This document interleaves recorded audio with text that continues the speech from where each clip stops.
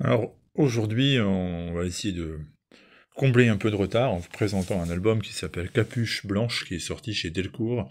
C'est pas forcément la parution qui vient en premier à l'esprit quand on regarde les étagères et les rayonnages des librairies en ce moment en BD Comics, mais néanmoins c'est un album que j'ai beaucoup aimé et donc il fallait absolument que je vous en parle. Ça s'appelle donc Capuche Blanche, c'est chez Delcourt, c'est signé Oscar Martin au scénario et Ta au dessin. Alors Ta, en fait, hein, c'est un artiste catalan qui s'appelle Auguste Taratz i Pasqual, et c'est lui qui est l'auteur des dessins de cet album, qui sont très très beaux.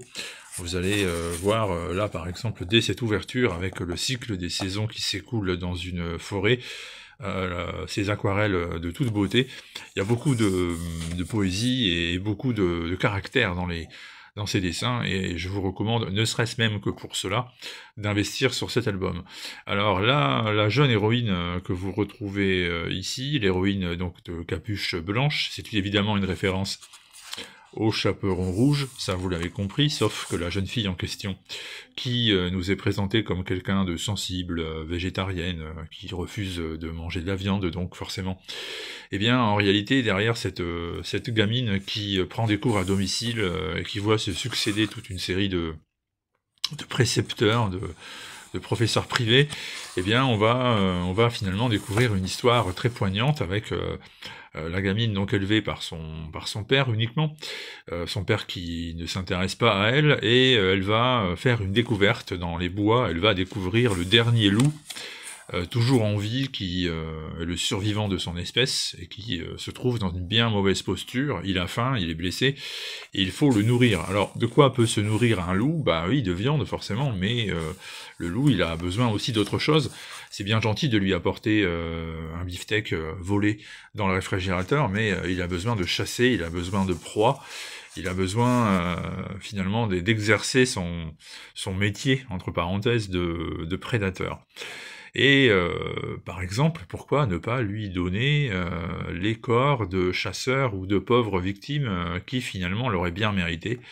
Eh bien, c'est ce qui va se produire dans cette histoire. Petit à petit, la jeune héroïne va tomber sous l'emprise du loup, elle va subir son charme fascinant, elle va subir son besoin de se nourrir et de chasser, et elle va se mettre à son service en lui offrant des proies un peu plus complexes qu'un simple morceau de viande, c'est-à-dire des êtres humains.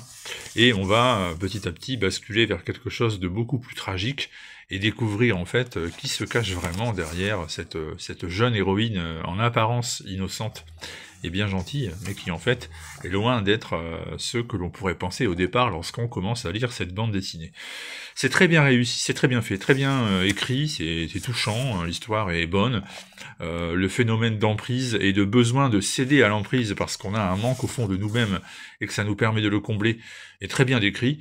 Et puis la fin est bonne, elle correspond bien à tout ce qu'on a lu, avec un bon changement de point de vue qui permet de faire de cet album une vraie réussite. Et puis les dessins, je vous en ai parlé, c'est très très beau. Alors, c'est une vraie surprise, une vraie découverte à faire. C'est un conte cruel et revisité de manière intelligente. Ça s'appelle Capuche Blanche, donc c'est disponible chez Delcourt. Et c'est un de mes petits coups de cœur de la fin de l'année 2024. Et si vous souhaitez démarrer 2025 avec une lecture inattendue, ça peut le faire, vraiment. C'est chez Delcourt, c'est un petit format, vous verrez.